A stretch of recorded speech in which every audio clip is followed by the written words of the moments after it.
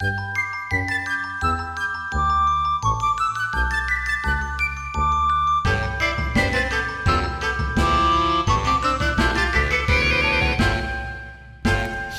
moms won't say. Good evening, everyone. Welcome to Shit Moms Won't Say. My wife introduced me to this lovely lady on the other side of my screen today. And what's so cool about her is that she's a bird. Good intro, Jess. A board certified behavior analyst. And what you guys know is I don't like editing, so you're going to hear exactly what I said. A board certified behavior analyst who utilizes ABA techniques and connecting with other behavior analysts to help with parenting. So while I've already fucked up who she is, I'm still super excited that she's here. Mom of 3, AJ Rodrigue. Hello. Behavior Momma is who she is. Behavior Momma. That may have been the worst intro I've ever given anybody. Welcome to No, I don't know. I feel like it's like representative of what it's like to be a parent. I'm usually so well rehearsed. I'm telling you, and like everyone knows, I'm reading what I wrote. It's not like I've like memorized some grand intro. Like I didn't even look down to be like, what did I write about her? I'm like, here she is. She's on my show. Good enough. I like of all the words the board turned into was bird. Bird. Which is, and you know what? I think you may have done that on purpose because a bird is part of my logo. So really good job. Thanks for that intro. Yes. Oh my God. I didn't know. Yeah. Well, technically it's Actually, a pigeon. I didn't know because I'm friends with you on Instagram, so I didn't know that. But well, it's an homage. It's a sciencey homage because behavior analysis started with pigeons and animals. So that's why it's a bird. Saying I'm a genius and she knows these kinds of facts. Okay. Well, anyway, let's jump into the Big Mom 3 because we have some fun stuff to talk about, including you being home right now with COVID. Let's do some fun stuff and then we'll get into more fun stuff. Cool. So first question of the Big Mom 3. Did you always know you wanted to be a mom? Yes, I did, but I didn't. Uncertain about that. Well, I know I really shouldn't have put like that question mark. Yes. Because yes, the answer is yes, but I didn't know. For me, it was more so what kind of mom did I want to be? Like to humans or like? Like I think yes to humans. I've always been the kind of person that likes to take care of people, which can be a bad thing and a good thing because you know that was a bad thing with like dating. You know, you're like a fixer. I'm a fixer. Okay. Yeah, I'm a fixer. But it was more so like, okay, what kind of mom do I want to be? You know, like my mom and we have a great relationship now, but basically I'm just like her. So growing up had its moments. But she's part of the reason why I am who I am today is because of her work ethic and like her entrepreneurial type of spirit. So it basically, my thought was like, okay, do I want to grow up and kind of like be like my mom, or what other options are there for me? I know I want to do this. I just don't really know what is the best model for this. Sure. Okay. And so you have 3 kids, 2 boys, 1 girl, as I've confirmed 5 minutes ago. So what's the breakdown? What are the ages? Okay. So my oldest is 7. My middle child, my girl, is 5. And then my youngest is 2. You have babies. You have little guys. Oh yeah, man. Yeah, man. So that's kind of like what makes work hard is because I specialize with little babies, like 7 and under. And so so I go to work, do my thing, and then I come home and it's like, it's not over. You just have to like live with it every day. And we'll get into some of that, but like I was telling you before we started filming, so my wife is also, certified a BCBA. Let's call it that. It's much easier than saying bird certified. So you look at things very differently. Like when my kid does something abnormal, which is normal for a baby, my wife's like, well, that's it. There it is. There's the behavior problem. So like you have to come home and be like, well, my kid's doing this. So it's, it's actually. Yeah. It's well, for all, 14 followers of the show. So you'll know, just kidding.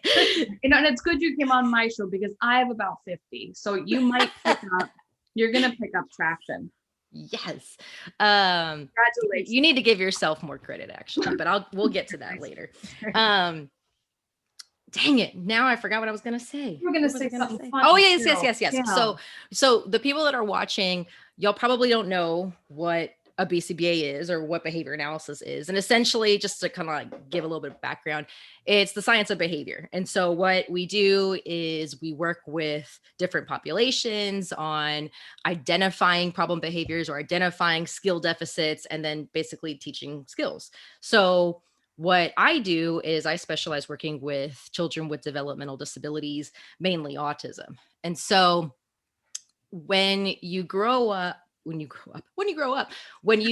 professionally grow up and like that's what you know because that's your specialty, it's like you can't ever turn off the BCBA brain. So like it's been a blessing and a curse being a BCBA because you get good at your job, but then when you get home, you apply those same things at home, or like you see like your kid is like flapping because they're excited and you're like, oh God, I need to write a behavior intervention plan for that or whatever it is. So you're never really able to completely turn off the BCBA brain.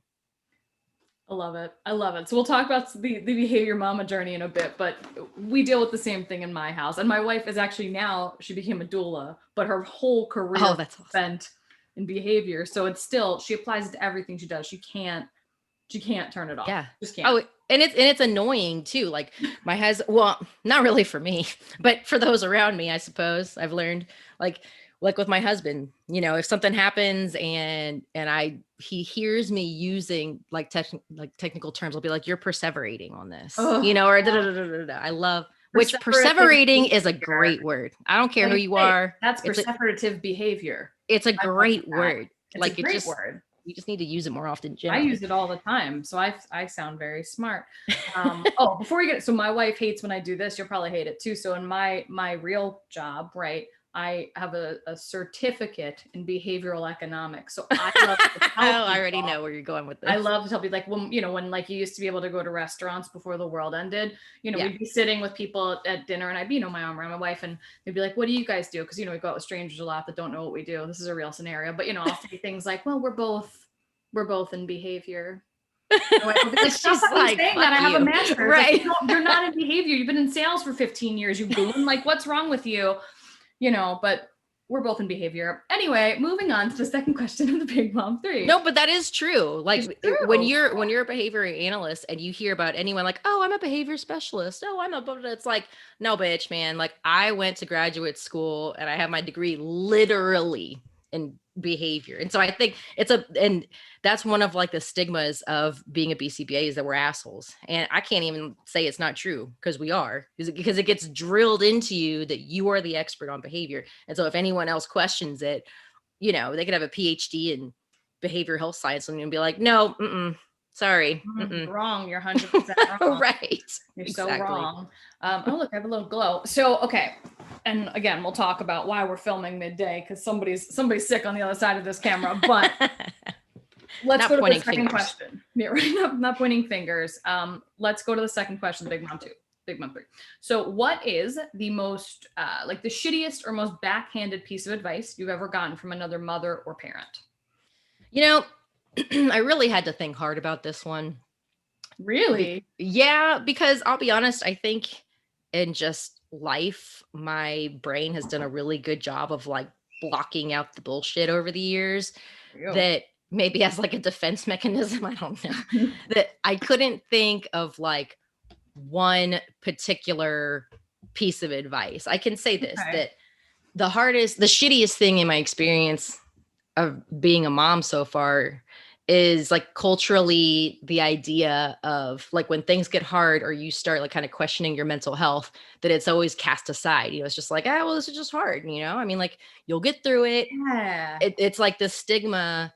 And I know that Ginger Z kind of talked about this a little bit too, about the stigma of mental illness. Like I was diagnosed with postpartum depression and anxiety when I was 10 months postpartum with my third child. So wow. Did you experience it all the way through? Like in waves then? It was in waves. And in hindsight, I may have even had it with my other two, but you know, the curse of being a behavior analyst is you think you can fix everything, you know? So I'm just like, oh, no, I'll just do this. I'll modify my environment. It's not this, you know, I'm in healthcare. Obviously I don't have health problems. I'm fine, you know? And so all of that, you know, like I'm invincible. That can't happen to me. And so, and then when you have kids, it's like, you don't have time for bullshit. You don't have time for, you know, you or the things that are, you know, and so I think what ended up happening is just like my biology did it for me. You know, when I was about 7 months pregnant with my third child, I just found myself getting just like irrationally angry and, you know, just like experiencing just like these thoughts of just like negativity towards me, and not necessarily like suicidal or anything like that, but just more so of just like how terrible I am and all of this like self-talk, like this spiral, like, you know what I mean? Spirally, yeah. Yes. And Totally. things that would piss me off normally, like I would perseverate. See, I'm just going to keep saying it. So like everyone just starts saying behavior. I'd perseverate on it for way longer than what's probably considered normal. And so it wasn't until, I had Jax, my third, you know, and then even then it was months and months and months and months until I finally was like, okay, so my husband is asking me why I'm always crying. My kids are like trying to play with me and I have no desire to get up from what I'm doing. You know what I mean? Like I had to be like, okay, let's just look at the facts of this situation. And it wasn't until then that I was like, all right, this is not normal for me. Yeah. But again, when we hear postpartum, it's like, oh, that's only within the first month, you know, like 6 weeks of the baby blues. And you're like, no, it's not that. It's so, it's so much more than that. Yes. So I think that's probably like the shittiest kind of mom experience that has been, like reinforced, you know what I mean? Is that just momming's hard, man. You know, it's just the way it is. And it's like, okay, yeah, it is. But like, there's some things that shouldn't have to be that hard. You know what I mean? Well, so that's like one of those. So like I have Jill Cargman on the show, and like one of her things was like, you know, when parents are like, oh, just wait, like that falls into that same bucket, right? Of that, like, well, being a mom's hard. Like, well, no, being a mom is super hard, but it shouldn't be torture. Yes. Like you shouldn't be mentally tortured by being a mom. And if you are, then something's off. And people are really scared to admit it, because when you become a mom, especially for the first time, you don't know what the fuck you're doing. You don't know what the fuck you're doing at whatever time. Like there's no like playbook of like, here's how to be a mom. Yeah. But like what I think every mom can comfortably say is like, if you are feeling like tortured by motherhood, something's wrong. Oh yeah. You know, something's wrong. And that's okay. There's nothing wrong with it. Go get help. Big deal. I love being medicated. Nothing wrong with that. Yeah. Now that I am, I'm like, why didn't I do this way sooner? It's real easy. So oft for everyone. Ginger ale. It's cranberry ginger ale, you know. Relax all day. No problem. That's right. There you go. That's right. I'm always at a 5. Okay. Third question of Big Mom 3. What is a skill or superpower you had before becoming a mom that you think has really helped you as a mom? Well, this is probably going to be like, duh, but I know I'm ready to like, it's obviously your BCBA. We got it. Yeah. And you know, I so wanted to not say that, but like, that is true. Like that is true. Yeah. That is the thing. And I think but more specifically, because my specialty is 7 and under. Like I have been working with that population for so long that I was like, dude, I'm going to nail this at least until they're like 8. Then who knows, you know. 7 and under, smooth sailing. Once they turn 8, you're like, I don't fucking know. I don't know. 7 and under. And here's the thing: is that like I was an asshole adolescent, like junior high. In hindsight, I can say it. Like I was an asshole, and the problem is that my daughter is just like me, and she's already an asshole, and she's only 5. So. You know, so I'm like, oh, Lord help. Like when, you know, puberty and boys and all that stuff, like I'm gonna have to get her on birth control at like 8. You know, I don't know, man. So I can say that after she passes your 7 marker, that's my threshold. On birth control. I'm gonna have to, you know, really reach out to those that have older older kids. Dude. No, that's a fair special skill. But also, so I agree. So I didn't biologically carry my daughter. I know people are shocked when, lesbians have babies. That's how that works. One person carries, by the way. We don't both carry. Not and somehow take turns. Mine. But she looks like me, so we don't really understand that. But like, I don't deserve a good kid.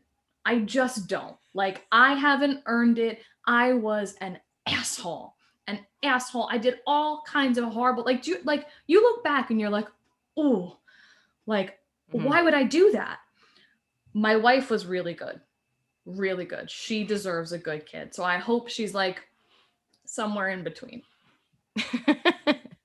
Well, there's time.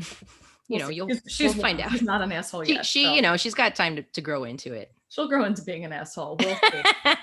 All right, well, that's the thing though, is like, my daughter it's hard because like as a female in this world, like I'm kind of like, yeah, girl, like don't take shit from the man, I mean, like, yes, but at the same time, like you can't be a dickhead either, and so like it's hard because you got to rein in this fire, you got to like mold it, you don't want it to go away, like there's a fine line between confidence and being a total fucking bitch. There really is. And like, I feel like, and I don't know if you feel the same way, I feel like I am on a tightrope every day of my life, walking that fine line of being confident and not a total fucking bitch. And I fall off of that tightrope a lot. Oh yeah. Well, in my clinical job as on site in a clinic, I work with all women, and indeed, it is. It is. Well, the thing is, I love being a clinician, and I've been there for like 10 years. Me and my boss have a great relationship. Like I believe in the vision, you know what I mean? Like, and I'm in a director kind of role. So I've paid my dues. And I think that's part of what keeps like working with women not as like stereotypically terrible, is because I'm like, okay, I can control the situation. Right, you know what I mean? Like I'm in a position that I can control it, but it doesn't ever stop someone from like, oh, I'm cramping, I need to go home. I'm like, what? Like, look around. Like we all have periods. Everybody is. We're all bleeding out. What's wrong with you? Right. It's just like, or just like, oh, she wasn't very nice to me. And I'm like, okay, well, did you finish your session? You know what I mean? Like, what do you want me to say? Like, I don't understand that. Any woman that tells you another woman isn't nice to them is probably the mean woman, because I feel like women are very mean to each other, right? That's why this show exists. Moms are specifically mean to each other. But like, I'm not going around being like, oh my God, that mom was so mean to me. Like it's an acknowledgement of like, I don't want to be a cunty mom. Yeah. Not who I'm going to be. Yeah. There are those like, so yeah, if by the way, everybody should take a good hard look at themselves. If you're the woman that's walking around being like, that woman was super mean to me, probably a reason. Oh yeah. Mean to you. Well, absolutely. I mean, the big thing, especially right now in this age of COVID, is that people don't like to be inconvenienced. And I will say this, is that I've found that this season of life has really shown people's true colors. Oh, 100%. Like in your family role, like how everyone is in certain situations, you find out at work, especially like with people getting laid off and all this stuff, like how they're really going to be. You find out like who your friends are, how much effort they're going to put into like FaceTiming you, it's shown where people stand. And then on top of that, with the election, which is like a whole nother. Well, you found out people's moral compasses too. Oh man, it was very disappointing. And I on purpose in like my social media, I will keep a mixture of people, like people that I will disagree with, just to keep myself grounded, totally. Just to keep that different perspective. But at the same time, I'm just like, so what you're telling me is that you thought it and then you wrote it down like forever, like that's going to be there forever. So that means that's the behavior analyst in you. For me, I have unfriended every single Trump follower I know. So you keep a mix of behavior, right? You're doing experiments and I'm like, fuck that. Absolutely not. I don't even want to see it. I don't even want to know it exists. So that's where we are. We call that escape behavior. What is my therapist? And she's right. Whatever, fuck those people. Speaking of what's going on in the world, right? I'm literally interviewing patient zero right now. Yes. My poor friend AJ is stuck at home with COVID. Yes. But you look indeed. great. Not to be too like Price is Right, like you look great, but like you look great. You look good. How are you feeling? You feel all right? Yeah, I mean, I do. So in the beginning of all this, so it's the holiday time right now. And in the beginning of all this, like we had big plans, we were going to go see family. Like we have a certain tradition we do every time this time of the year.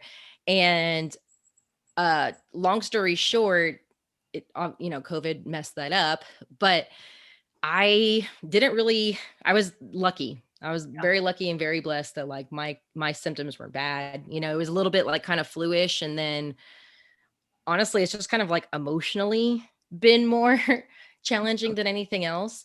I did lose taste and smell. And, we were kind of talking about this earlier, but when that happened, I'm just like, well, shit, I guess I officially have it. Cause up until then I was like, well, I mean, it's the flu. It says positive, but like, it's probably the flu, I mean, tests are weird, whatever. And then I figured it out when I was spraying Lysol on something outside and I had my mask on and my gloves on and, everyone's like 10 feet away from me, but I was spraying Lysol on something and my daughter's like, what's that smell? And I'm like, what smell? And I'm like, oh shit. And it came on like that. And it's the weirdest sensation. Weird. Ever. And like we were talking about earlier, I was saying like, okay, well, bright side, maybe like I'll lose a couple pounds because I can't taste anything. But like, no, you still eat just as much. You don't even enjoy it. You're gaining weight and you don't even enjoy it. No.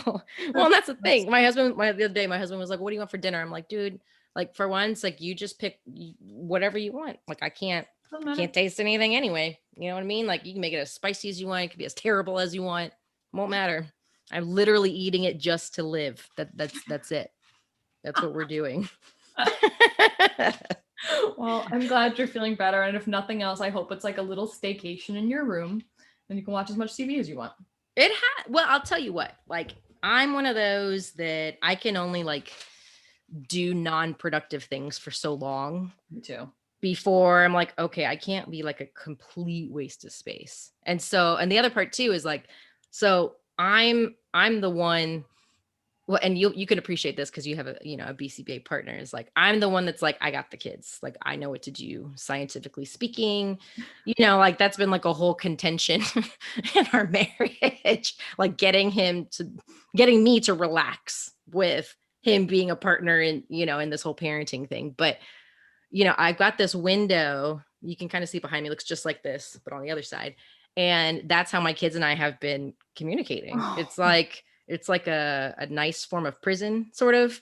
So, like they're on the other side of the window. Prison, not bad. Yeah. It's money laundering prison, Martha Stewart prison. Exactly. And so, they're on the other side. I'm just like waving to them. And then, the other day, like my 2-year-old was trying to climb something and it was just the kids outside. And I'm just like pressed against the window, like, no, get down. I couldn't do anything. Yeah. Like, so that's been interesting, but I've done a lot of, I'm grabbing my work for you. Punch needling. Oh, okay. Yeah, this is one of my favorite ones. Stab it until you feel better. I love it. Good for you. I did that, and of course Frida. Love it, little Frida. Yep. So I've done that and a bunch of Behavior Momma stuff. So it hasn't totally been for naught.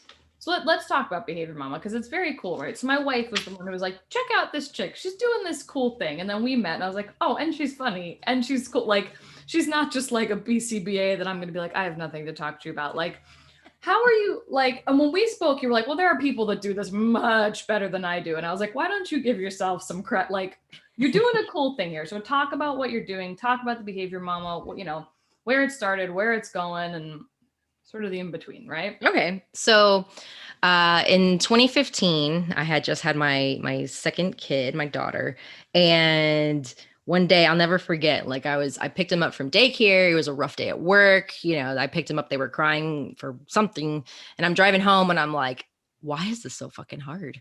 Like, this shouldn't be this hard. And then it hit me like, okay, but I bet I'm not alone in this. Like, I'm sure there are other people like me. And when I say like me, I mean like professionals that we call ourselves, like experts in behavior and, Kevin and under. Like yes, 8, can't help you, buddy. Sorry. Yeah. Right. And so I said, you know what, I'm no one's doing this, so I'm going to do it. So I created this community and platform. And initially it was for like parenting using the science of behavior analysis. Cause I would read like these parenting books and I would get on Today Parents and stuff. And I'm just like, no, like that doesn't work for that. And so that was initially where the Behavior Mom was starting. It's just like a general, like, this is how you can parent with ABA. And then I discovered like a bunch of other people in my field that were doing the exact same thing. And I thought, you know what, now that I think about it, that's not really why I made this. Like they're doing a really good job. And I don't really want to put my energy into doing that and trying to do it better when they're doing a fantastic job. Like this all started because there aren't a lot of places for professional clinical parents to just be like, yeah, it still sucks, man.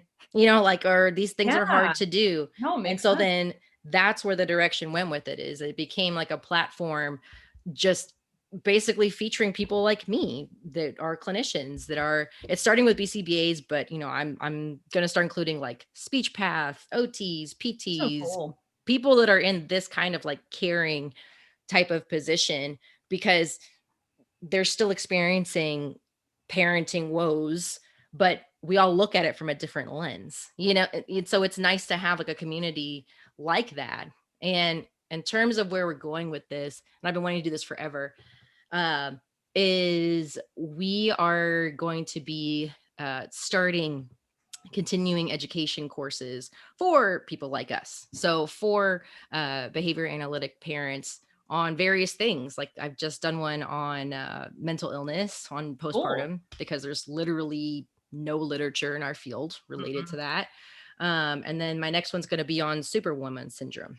So basically, right. Like I'm trying to bring something relevant to our field, but also add to the literature, because we're big nerds. We're like, oh, if it's not in the books, if it's not this, it doesn't exist, So I'm like, okay, but literally like these things don't exist in our field, and our field is so heavily saturated in autism and developmental disabilities, but like we brag that we have this power to change behavior and help people. It's like, but we're not doing it. So that's where we're headed. Well, listen, as someone who's in behavior, I think I could bring a lot of value. Oh, are you? Like the principles of behavioral economics, it's some of the dumbest shit in the world, right? Like, it's like, if something's really vivid, you tie to it more, more quickly. Mm-hmm. That's like the behavior that I know. So so don't ever have me on your show. But that's amazing. That's so cool. Like, and your classes, and I love when people use their powers for good, right? And that's exactly what you're doing. You have this superpower, like you said, where you're now able to bring it to other parents and other women who are struggling. And what's better than that? That's what this whole internet should be about. I'm 100 years old, this whole internet, but like, you know what I mean? Back in my day, AOL, that whole noise, but on the line, get on the line. And it's all virtual. Yes. Well, just because that's how we are. Where we are in life. That's how we're doing life right now. Yeah. Yeah. There's a lot of people that do continuing education type of stuff, but the difference between those types of continuing education and what I'm trying to bring is that, one, I want to make it useful. 2, I want it to be based on like life. So if I'm going to say it, either I've experienced it or someone else has, and it's based on like empirical evidence that it works or it doesn't work. You know what I mean? And so it's hard when you read certain things about like self-care and all that stuff, but there's not really anything there's no backbone to it. You know what I mean? Like, okay, well, but were they a clinical parent? Did they have to work all day and then be with their kids? And then did they do that? You know what I mean? Like, there isn't a whole lot of literature out there like that. And so my point is that that's the void we're trying to fill. Yeah, you know, and I'm sure your wife has told you this, but our field is predominantly females. Yes. You know what I mean? And every year I do like a State of the Union type of study with a behavior analyst in our field. And so I'll send out surveys like through social media. And the one I did last year, about 60% of the behavior analysts that responded had children that were 6 and under. So wow, isn't that crazy? What a great sample. Like what a nice, yes. Yeah. So that's cool. Yeah. So like we're in it right now. You know what I mean? Like this is why I'm like, all right, well, let's do this, because who else is like, no one's doing it. You know what I mean? Love it. And also empirical data is another big buzzword that I'm aware we of. like science. The term empirical. That's right. A lot. Okay, here's another question. So I'm curious. So you're a parent of children under 7 only, and then, then you give them off. I think you give them away. Yes. What's something from your, your BCBA training that has just been like so invaluable to you that you're like, if I didn't know this, I'd give them away?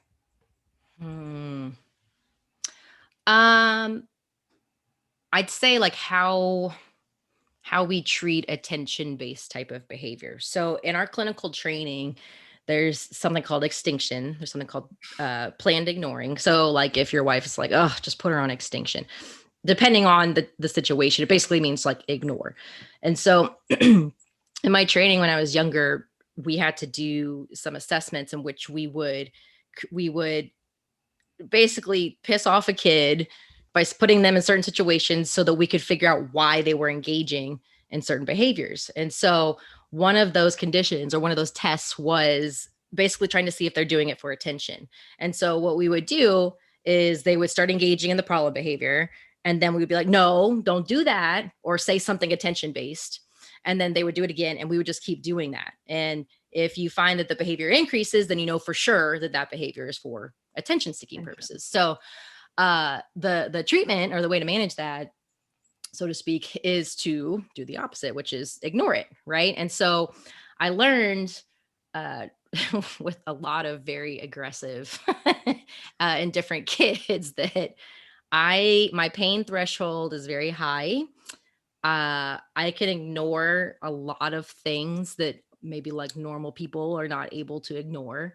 Like, for example, the cry it out method with my kids when we were doing sleep training really wasn't that hard for me, like or like if they're, tantruming for no reason and they're safe and everything's cool, like I can go about my day like nothing's happening. You know what I mean? But I know for a lot of people, that's hard to ignore, obviously. Yeah. But, and for my husband, it was when we were doing certain things, he's like, I just can't. And so I would tell him to go somewhere else so that we can, effectively do what we needed to do. But I'd say that was one thing in my training that has been really helpful for me, even now, like when they're doing something ridiculous or whatever. And I know they're fine, you can ignore it, they're fine. I can like truly ignore it like a champ. I got that down.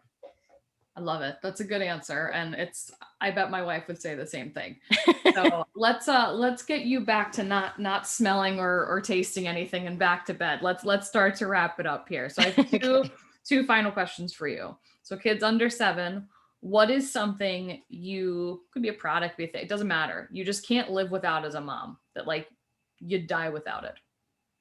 Maybe not die, that's extreme, but it would be really tough without it.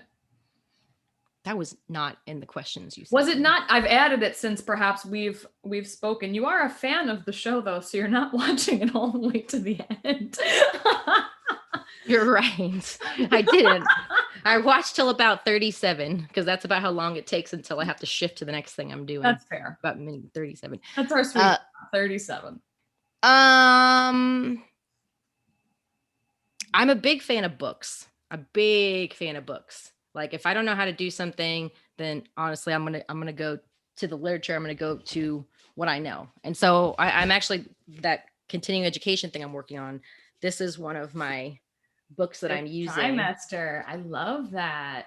I don't, have you ever heard of this? I have not, but I am positive my wife has. Oh man, it is so good. I would say that like when I was transitioning or preparing to transition, like when I was on maternity leave, and like I knew, you know, I was going to be going back to work and all that stuff. Like this book is gold. That's cool. It is gold. And I say that because it's basically like a compilation of a ton of working moms from a bunch of different working backgrounds and like what they did in different situations and how it worked. So like this is for the parent that like knows they're going to go back to work, but they have no idea like how they get started with that, what they're going to do. Like it answers a ton of questions. And so for me, just like having the knowledge, having like a plan with all of my kids has been something that's so invaluable because as you know, like in any situation, like if you're just like, well, I'm just going to wing it.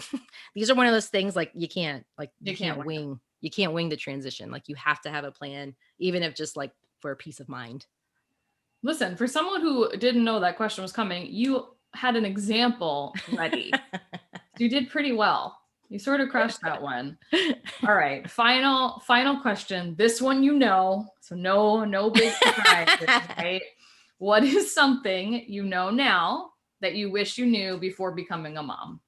Okay. So there's two. I have two answers for this. So my first one is that I always knew that I was going to be a working mom. I never was like, oh, maybe I'll stay home. Like, no, I'm not that person, which, you know, that person's cool, but it's just not me. It's for them. Great. Well, yeah. But what that looked like in the beginning, like in my mind, was only worked in absolute. So like there's your 100% working outside the house or you're not. Like that is it.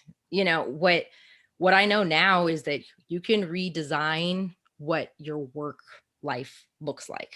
Like, for example, I always say in the Behavior Momma, if you can't have your cake and eat it too, then bake your own cake. So like COVID forced me to redesign my work life, you know, and meaning that like I've made some shifts. I work in the clinic. I also do some stuff remotely, and it's because I had to, you know, I mean, different work situations created this environment for me that I had in order to like pay my bills and feed my kids. I had to kind of shift gears, and it ends up like, this is the happiest I've been in a long time. And I don't know why I didn't do this sooner. And I think it's because I come from like a family of like, you just grind.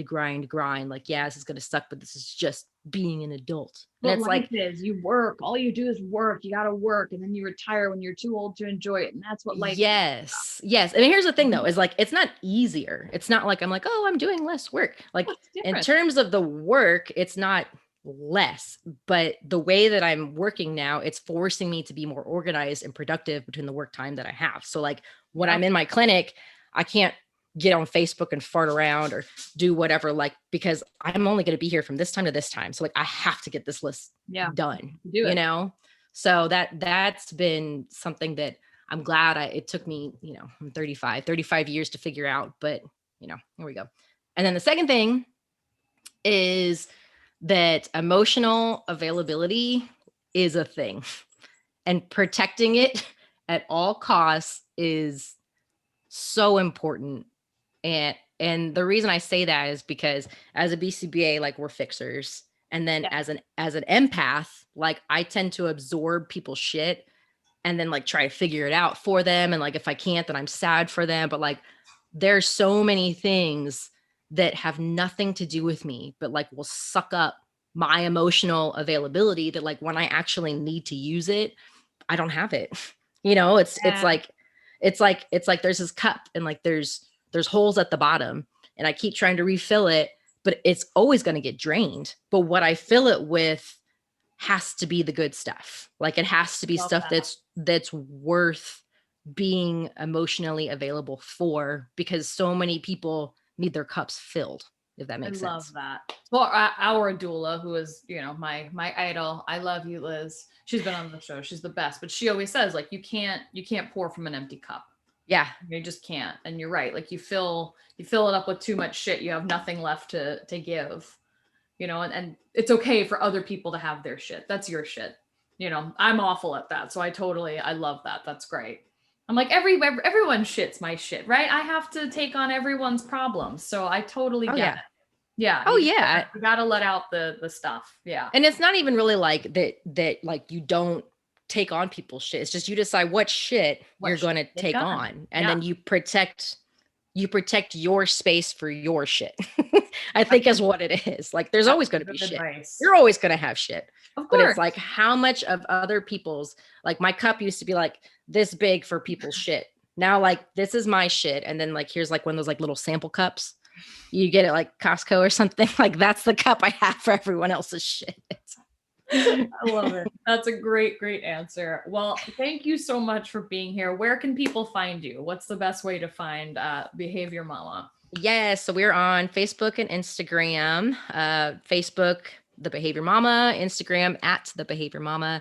And then come check out our website at www.thebehaviormomma.com. I love it. Well, AJ, thank you so much again. Feel better. I hope you can smell and taste soon enough. And thank you for tuning in to Shit Moms Won't Say. We will see you next week.